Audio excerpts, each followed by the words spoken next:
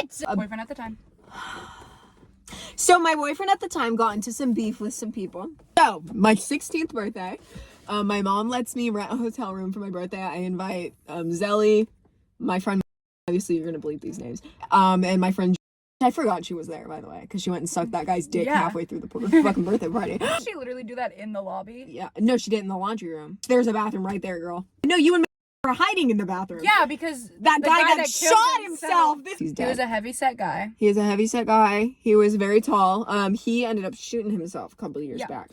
Don't condone killing yourself. He sexually but he was harassing me the entire night. When I invited my boyfriend to come over, he told me he was going to bring his two cute friends, which he said, which was a lie. Neither of them were cute. So they were all there. We get drunk, whatever. I have sex with my boyfriend in the bathroom at 2 a.m. They leave. That's how we get introduced to that guy. Everyone at school bullied for that, by the way. All of them. How'd they find out about it? All because she told people about it.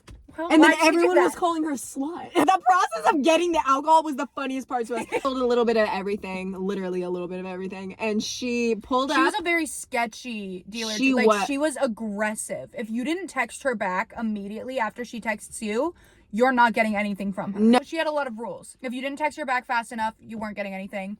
And if you ever in your life have bought from a different person, you're not getting anything. If you sent anyone her Snapchat, you weren't getting anything. If you added her, like if somebody shared her Snapchat or her Snapchat with you and you added her off that, she wouldn't even add you back. She was so paranoid. I just remember someone saying that like she opens the back of her car and there's like a bunch of bottles and she was like, okay, how much money do you have? Yeah. Like then she was like, how much money do you have? And then I'll tell you which you can choose from. We ended up getting cucumber vodka. Yup, it was ass. It was so bad. And we were mixing it with the dumbest shit like Dr. Pepper and shit. The drink I spilled on the bed was lemonade. That's what I was getting to. I spilled my red Solo cup on the bed and it wasn't soaking through the bed. It was, this is disgusting. This is a hotel bed I'm talking about. It was just sitting on the seat. I have a video of it. I'll put it in. So I slurped it off the seat. No, we told you. We were like, that's so good. Drink it. Sorry. Her boyfriend at the time comes, he hangs out for a little bit. He did come. And then he leaves, and Eden immediately bursts into tears and says that she misses him. And while she's crying, I'm going to put the clip in. While she's crying, she picks up her backpack, opens it, and takes out the bottle of vodka and starts chugging it.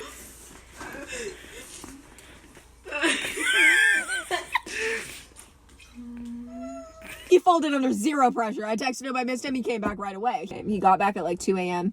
We did our thing. He left at like 6 a.m. Because keep in mind, throughout this whole thing, we were doing dabs in the hotel room too. Keep in mind, my mom was across the hotel hallway in another hotel room right across while we were doing all this. I didn't do any.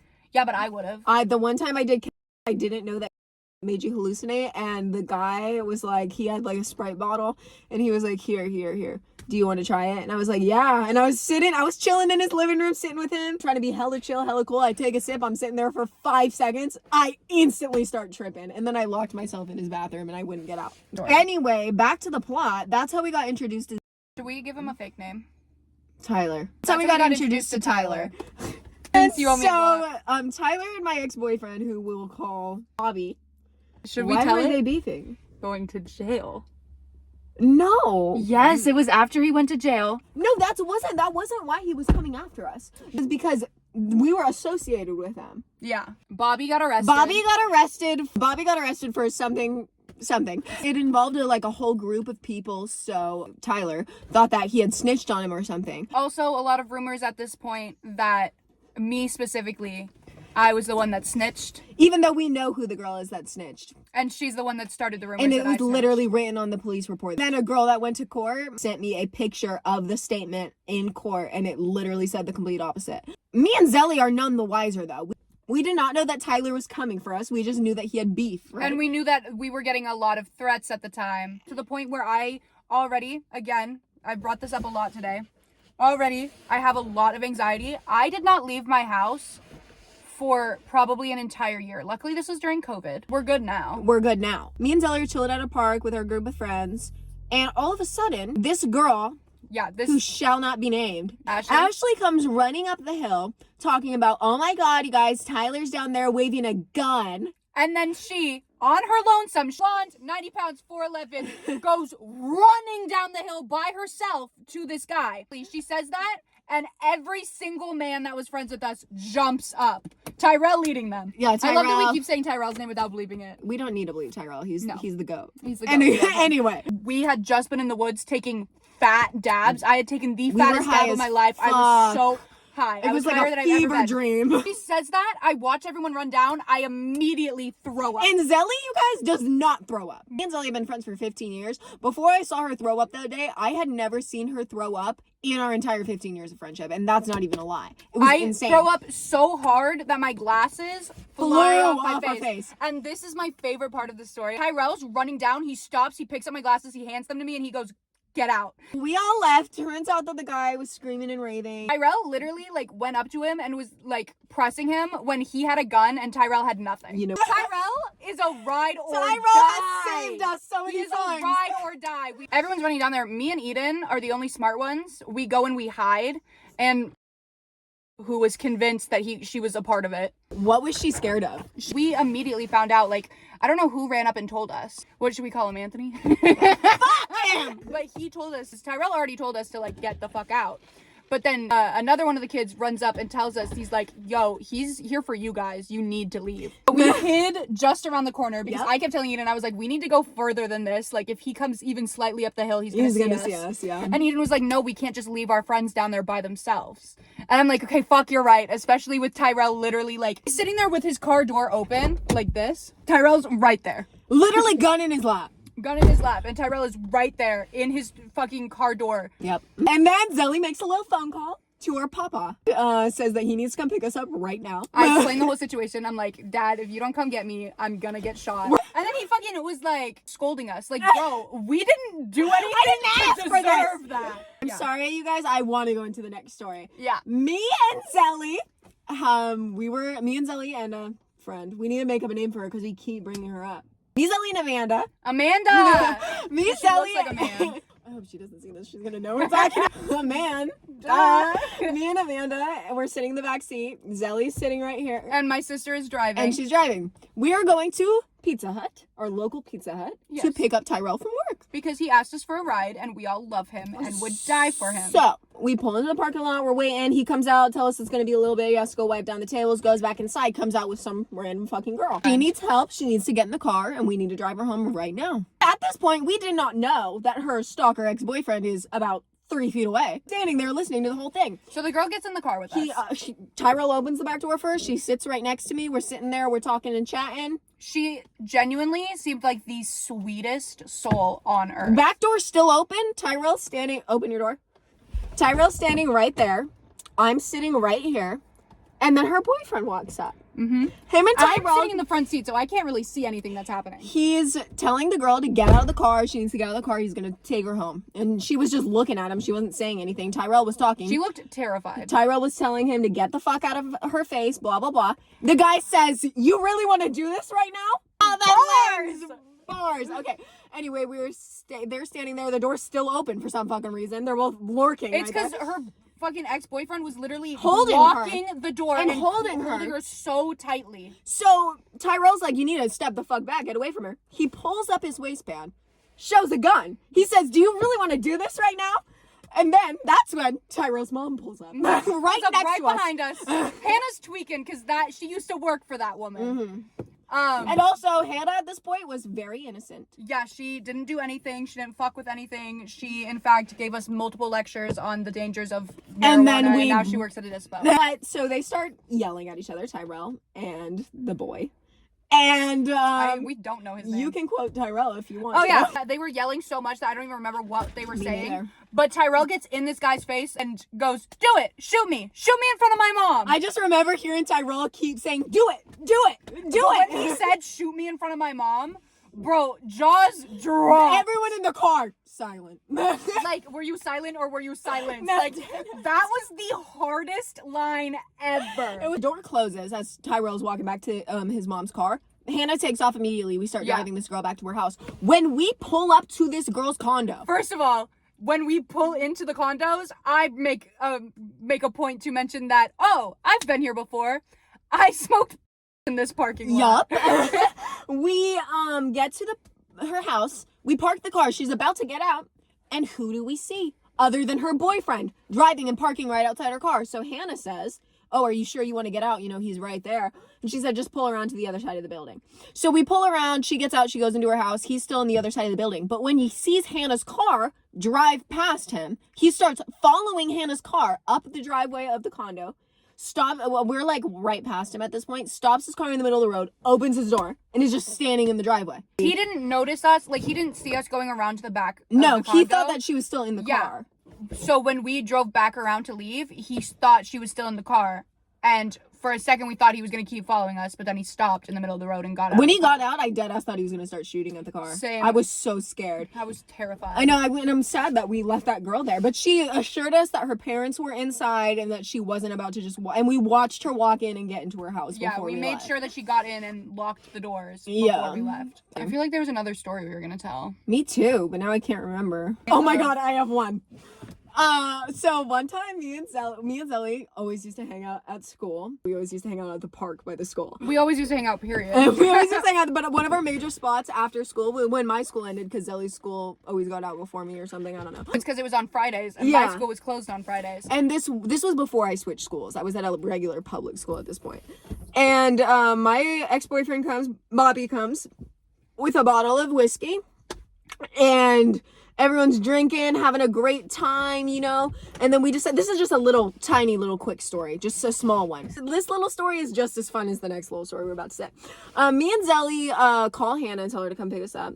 We're standing in the parking lot. All of a sudden, 5 cop cars come into the fucking parking lot. All of the cops start getting out of their car and rushing the table where all of our friends were sitting. And so, I'm gonna jump in here. Yep. And so, Kenna and Tyrell, the only 2 people whose real names we will say, start booking it because Hannah just got there. And I was literally opening the back door to get into my seat when all of a sudden someone flies into the fucking car and dives in. Tyrell. He dives into the car and he goes, sorry, I can't be here right now. You gotta take me home.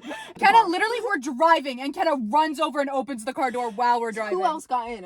Already with us. Oh, because we saw the cops and we were like, if you get in the car. Yeah, and so we were all crammed in the back. We went home. My mom yelled at me for being home late. Couldn't tell her why, but by the time Kenna got in the car, she had already had to talk to the cops. They had already stopped her. And so she gets in the car and she's like, bro, they pulled out my full name on me. Every single cop in knows who she is. Yeah, literally. One cop that was there, he was a resource officer at my school, so he was always patrolling, and he knew me and Zelly by name. He had my mom's phone number. He also let Eden sneak me into that school, though. He did. He literally didn't give a fuck. He told me to break up with my boyfriend. I was like, why, you want me or what? One time I went to the park, and in front of all of my friends, the cool guy I thought I was, in front of all of my friends, he goes, are you supposed to be here? Do I need to text your mom? Fuck you! Why would you say that? I want to tell a short story of when we were at the park. Kane's birthday. Huh. Kane wasn't there. I just remember sending a Snapchat to him of us saying happy birthday to him. Right. Bobby had a pack of matches at the time. Oh, and fuck. I was wearing my favorite skirt. I was just thinking about this today. I was wearing my favorite skirt at the time. It was a pink, like, knee-length skirt with, Trent, like, an underskirt. It was kind like of a fur trim. Yeah. And Bobby starts lighting matches and throwing them at my skirt. Yeah, this kid was a sociopath, you guys. Well, sociopath isn't a thing. Fun fact. This kid was a psychopath. He also once, when we were at a different park, had a gun and kept saying, what would you do if I shot you? What would you do if and Eden literally had to be like, if you shoot her, I'm gonna break up with you. And that's what got him to stop. Yeah. Like, what would you do? What would you do? I was like, die? I don't... One time when I was hanging out with him, I don't remember if you were there, and someone went to the park waiting for Bobby to get there, and he pulls up with a bunch of random losers. And I get in the back of the car, and I step on something. I was like, what is that? And I thought it was the bong, because they always had the bong in the back of the car. I reach down and touch it. I feel metal. Bobby picks it up. It's an AR-15. So, of course, in typical 16-year-old girl fashion, I start taking selfies with it. And then when the cops started coming around for what happened, I deleted all those pictures. I was so scared. Keep in mind, by the way, the crime that Bobby committed was a crime against someone that me and Zelly used to be friends with. I still have him on Snapchat. He texts me all the time. No, dead ass. He was Bobby's first friend when he moved to, and he did that to him. Let's not forget when me and Zelly are Do we make up a fake name? We're sitting in Tony's room and we hear the window open. And all of a sudden... we had already been hanging out with Bobby and Tony earlier in the night. And oh, shit! We were hanging out at Tony's house earlier that night before Bobby went out and committed this crime. I walk out of the fucking bathroom. 3 guys are sitting on the living room couch, loading, cleaning, unloading ARs. And I'm in his room having a panic attack. At this point, Zelly had a lot of trauma revolving around guns. It made her very because uncomfortable. Bobby kept fucking holding guns up to my head. That one guy with the baby. And Bobby pulled up next to her to go into the vape shop. Bobby's like, oh, what's up, Cayenne? She's like, hey. He pulls out the AR, points it in her face, and is like, what if I shot you right now? I hate that he does that. And I literally started having a panic attack, and he was like, calm down. I've done that to you a million times. Yeah, but you're not the only one. I was like, yeah, you're not the only one. And also, you've done it a million times, never out of the blue, never with a loaded gun. Also, I'm sorry that triggered my PTSD. That night was crazy. I literally was having a panic attack in the room, which is what I told the cops when they talked to me. And he was like, well, did you see guns? And I was like, yeah, I saw guns. I'll tell you that much. Everyone had guns. Everyone had a gun. Everyone was sitting in the living room with the guns. I had a panic attack. And they weren't just Glocks, you guys. They were AR-15s. Like, big ass guns. I gave them exact times because since I was having a panic attack, I was staring at the time on my phone the entire night. Yeah. I kept checking my phone to make sure that my parents weren't texting me because I had snuck out of the house. They all left at some point. I don't know when. And then Bobby came back at 3:34. So he crawled. We hear the window open. I turn around. Me and Tony are watching the Miraculous Ladybug movie. I'm laying up in a loft. I look at the window. I see a hand come through and drop onto the mattress before Bobby falls face first through the window onto the bed. He comes in, grabs Tony's hand, puts him in his hand, said, these are for you. And then me and him had sex in the bathroom. I'm waiting for Zelly to say bye to Tony. I'm standing in the kitchen. Bobby goes into Tony's fridge, makes himself a breakfast sandwich. And then we all start walking home. Separated at the cut. Like, they know where that is. He was like, I'll give you my hoodie. Like, me and him switched hoodies. He took off his hoodie. We see a gun in his waistband. Yeah. Which is what he said in court too, and it did not hold up. No. It disappeared, and the cops were searching for him. He's still gone. Nobody has heard from him since then. What else happened that night is before Bobby went out to commit his crime, we were all chilling in Tony's room. Zelly was in the room at this point, and there was like 8 people in the room. I'm gonna list them all off right now. You can obviously believe it, but they were all in the room, and there's 8 people in there. Tony and you and Bobby. Me and Bobby were sitting on the bed. I'm laying on him and like looking up at him, right? He's sitting there, he's looking around the room, everyone's chatting, having a good time. He pulls out a gun, holds it to his head, and yells, I'm gonna shoot myself. He said, I'm gonna do it right now. He was like, I'm so sorry, you guys, I'm so sorry. I can't do it anymore. Pulls the trigger, the gun's not loaded. It was fucked up. That's the most Bobby core thing on earth. Slaps him in the face. He's like, don't do that shit. And then Bobby kicked me out of the room because he wanted to freestyle rap and he didn't let me hear him. So he told me to get out. Say it's somebody else, but I want to talk about when we were both sitting on the bed and Bobby. Let's preface this. We used to be at Tony's house all the time. All the time. Every day after school. Yeah. Every day. For me, it was every Friday we slept over at Tony's house. Yeah, and every day after school I would go over. I think on Valentine's Day we started telling her the truth because yeah, because we were going there so often we couldn't keep up with the lie anymore. Yeah. Is this Valentine's the day that we texted Dad? Yep. Story of Bobby rolling that blunt. Yup. And it was falling apart. He literally had spent 3 hours rolling a blunt. A single blunt. And he was like, look at this, it's fucking beautiful. No. It was falling apart, collapsing in his hand. And everyone laughed at him. We used to be at Tony's house every weekend. We'd smoke a lot of fucking weed. A lot of fucking weed. And get really fucking high. Back when I used to get high. Me and Eden are sitting on Tony's bed, high out of our fucking minds. Tony is doing something. Not only were he wasn't in the room. I think he was with him. Yeah. But not only were we high, we had been up all day and it was about 3 a.m. So we were exhausted and we were loaded. Yeah. And it was the only light lighting up the entire room. I remember specifically because it was so dark and I was so scared. I'm sitting against the headboard and Eden is sitting on the foot of the bed across from me and we're talking.